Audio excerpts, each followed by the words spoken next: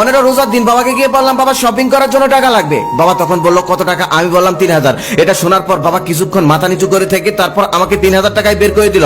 আমি 3000 টাকা হাতে পেয়ে আনন্দে আত্মহারা হয়ে গেলাম। তারপর সেই টাকাটা লুকিয়ে রেখে দৌড়ে চলে গেলাম বন্ধুদের কাছে, কারণ বাবা আমাকে শপিং করার জন্য 3000 টাকা দিয়েছে। এই গল্পটা তো সবার সাথে করতে হবে। সকল বন্ধুদের সাথে সেই গল্প করার পর ইফতারে কিছুক্ষণ আগে বাসায় ফিরে আসলাম। বাসায় সে ইফতার করে নামাজ পড়ে ঘরে শুয়ে শুয়ে ফেসবুকিং করছিলাম। ঠিক সেই সময় পাশের রুম থেকে মায়ের চাপা কণ্ঠের আওয়াজ আমার কানে ভেসে আসলো। মা বাবাকে বলতেছে ছেলেকে 3000 টাকায় শপিং করার জন্য দিতে হবে কেন? ঘরে তো 3000 টাকাই ছিল, ওরে তো 1500 টাকাও দিতে পারতে। আমরা কি জমিদার? এখন তুমি কিনবে কি? ঈদের জন্য তো কিছুই কেনাকাটা হয়নি, এখন তো ঘরের চুলোই জ্বলবে না। বাবা তখন মাকে বলতেছে বাদ দাও তো, আমরা জমিদার নই, তাতে কি হয়েছে? তবে আমাদের ছেলে কলেজে পড়ে, ওখানে কত বড় লোক বন্ধুদের সাথে মেলামেশা করে, ওর ভালো কাপড় চোপড় কেনার দরকার আছে। আর হ্যাঁ, ঈদের তো অনেক বাকি আছে, আমি কোনো একটা ব্যবস্থা করে ফেলবো, টাকার ব্যবস্থা হয়ে যাবে, তুমি কোনো চিন্তা করো না। আর আমাদের ছেলেই তো সব, আমাদের ছেলে ছাড়া আর কি আছে? ওকে ছাড়া আমরা কাকে দেব? ওই দেখো একদিন বড় হয়ে আমাদের সকল কষ্ট দূর করে দেবে। বাবার মুখে এমন কথা শুনে আমি নিজের অজান্তেই কেঁদে ফেললাম। নিজেকে খুব স্বার্থপর মনে হচ্ছিল আর মনে মনে ভাবছিলাম আমরা নিজেদের স্বার্থের জন্য বাবা মাকে কত কষ্ট দেই, কত আঘাত দেই, অথচ বাবা মা আমাদের কত ভালোবাসে সেটা আমরা কখনো বুঝতেই চাই না। সবসময় তাদেরকে অবহেলাই করে যাই। ইচ্ছে করছিল এখন বাবাকে জড়িয়ে ধরে অনেক টাকা দিই, কিন্তু বড় হয়ে গেছি তো তাই আর পারছি না। সেদিনের রাতটা কোন রকম কাটালাম আর পরের দিন সকালে বের হয়ে গেলাম কাজের উদ্দেশ্যে। পরিকল্পনা আমার যেভাবে হোক টাকা ইনকাম করব আর সেই টাকা দিয়েই বাবা মাকে ঈদের শপিং করে দেব।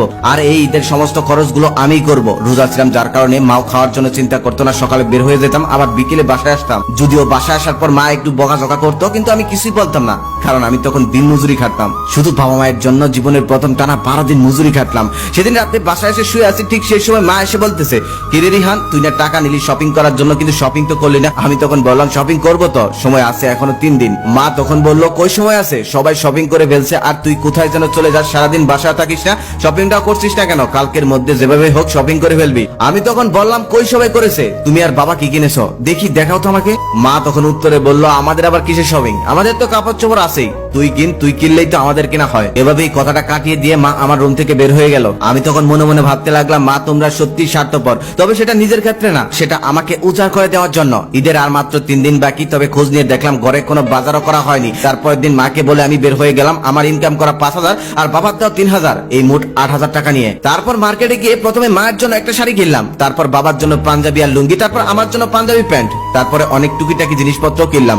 এদিকে ঈদের বাজার এতটাই ভিড় যে বাজার করতে করতে সন্ধ্যা লেগে গেল। তারপর তাড়াতাড়ি বাড়ি চলে গেলাম। আর বাড়িতে যাওয়ার পর মা আমার হাতে এতগুলো ব্যাগ দেখে অবাক হয়ে তাকিয়ে রইল। তারপর মা বললো কিরে রিহান, তুই এত কিছু কোথায় পেলি? তারপর আমি বললাম মা সবই বলবো, আগে ঘরে চলো। ঘরে যাওয়ার পর সব বলতেছি বাবা কই? তারপর আমি মাকে বললাম সবই বলবো, আগে ঘরে চলো, বাবা কই? মা বললো ঘরেই আছে। তারপর ঘরে গিয়ে দেখলাম বাবা ঘরেই বসে আছে। তারপর প্রথমে ব্যাগ থেকে শাড়িটা বের করে মায়ের গায়ে জড়িয়ে বললাম মা দেখো তো শাড়িটা তোমাকে কেমন মানিয়েছে। তখন আমি বললাম আগে বলো তোমাদের এই কাপড়গুলো পছন্দ হয়েছে কিনা, জীবনে কখনোই কিনিনি, জীবনে প্রথম কিনেছি, যদি পছন্দ না হয় তারপর আমার কিছু করার নেই। বাবা তখন আমাকে বলতেছে তুই আগে বল তুই এত কিছু কেনার জন্য টাকা কোথায় পেলি? আমি বাবাকে বললাম রাগ করো না, আমি আসলে কোনো খারাপ কাজ করিনি, আমি রফিক আঙ্কেলের সাথে 12 দিন দিন মজুরি করেছিলাম, সেই টাকা আর তোমার দেয়া টাকা দিয়ে এত কিছু কিনেছি। এটা বলার সাথে সাথে বাবা রেগে গিয়ে আমার গালে একটা থাপ্পড় মেরে বাবা বললো তোর এত বড় সাহস কি করে হয়, রোজা রেখে তুই কি করে দিন মজুরি করিস? কাজ করার জন্য অনেক সময় পড়ে আছে, এমন কাজ যদি আর কখনো করিস তাহলে দেখে নিস আমার থেকে খারাপ আর কেউ হবে না। এই বলে সমস্ত কাপড় চোপড় ফেলে দিয়ে বাবা আর মা রুম থেকে বের হয়ে গেল। এবার তো আমি নিজে অবাক হয়ে গেলাম। কোথায় ভেবেছিলাম বাবা মা এসব দেখার পর খুশি হবে, তা না করে আমার উপর উল্টো রাগ করে বসলো। সবকিছু তখনও অগোছালো হয়ে বিছানার মধ্যেই পড়ে আছে। আমি শুয়ে আছি, ঠিক সেই সময় বাবা এসে বলল কিরে রিহান খেয়েছিস? আমি আস্তে আস্তে বললাম না খাবো না, আমার এখন খিদে নেই। বাবা তখন বলল আয় খেতে আয়। বাবাকে খুব ভয় করি তো তাই এক কথাই চলে গেলাম খেতে। তারপর মুখ বুজে খেয়ে নিলাম আর কোনো কথা না বলে সেখান থেকে চলে আসলাম। রাত 10টার সময় দেখি আব্বা আম্মা দুজনে আমার রুমে আসলো। এসে বাবা বলতেছে কিরে আমার লুঙ্গি পাঞ্জাবি কি দিবি না? তখন আমি তাড়াতাড়ি করে উঠে ব্যাগ থেকে লুঙ্গি পাঞ্জাবিটা বের করে বাবার হাতে দিলাম। বাবা দেখি কাঁদছে। তখন আমি বললাম বাবা আমি কি কোনো ভুল করেছি? ভুল করলে বলো। বাবা তখন বলতেছে না রে তুই কোনো ভুল করিসনি, আজকে আমার বাবা হিসেবে সত্যি গর্ববোধ হচ্ছে।